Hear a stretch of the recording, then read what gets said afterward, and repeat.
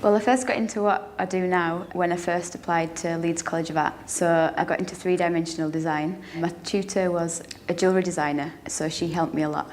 And I applied to Edinburgh College of Art and got on the jewellery and silversmithing course. I really wanted to come to Edinburgh because it had two parts to the course. It had the drawing element and it also had the jewellery making element. So that was what I was really interested in. I wanted best of both worlds, and I just really enjoyed the technical side of jewellery and also the portfolio side where I could draw and paint and do what I wanted really. What I enjoy about making jewellery is that it's on a small scale. I like working small using intricate techniques. I like to use metal. I love using metal, and I also enjoy colour, which brings in the enamel. Enamel for me it just creates a painting in a piece of jewellery. My inspirations stem from when I first moved to Edinburgh. I loved all the streets lined with buildings and windows and the repetition that you found on every street corner. The old sort of industrial feel you get to Edinburgh sometimes, and also the other part where you've got the meadows and the fields, which is a really nice contrast. So I went through town taking photographs of buildings, the textures, the patterns you find on bricks and pavements. For Meet Your Maker, I'm making a series of brooches and rings and a large-scale neck piece.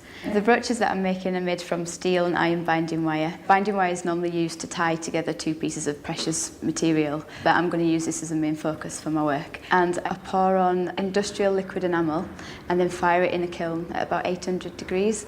To create textures after I've fired it in the kiln, I pour on traditional powder enamels, which are then underfired in the kiln at about 750 degrees, and this gives a sort of gritty, rough texture to the enamel.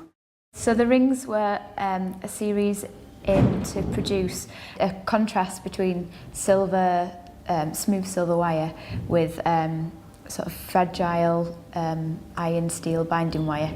I also wanted to get a contrast between the smoothness and the grittiness of the enamel. I really wanted to create something that was unusual and that would sit on the hand quite comfortably but quite sculpturally as well. So when you lay them down, they're more like miniature sculptures rather than obvious rings. So this second ring is made from silver, 9-carat red gold and enamel, and it fits on the finger like this. And as you move it, all the little elements on top move as well.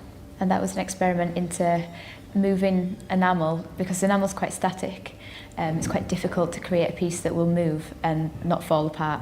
And that was an experiment just to get some kind of movement into the ring. The work that I'm working on at the minute is all to do with the rusting process of iron and steel binding wire. I found that when I suspended the enamel into a saltwater solution, that the rust starts to eat through the enamel that's been fired onto it. And hopefully this is something that I'm going to continue in researching further.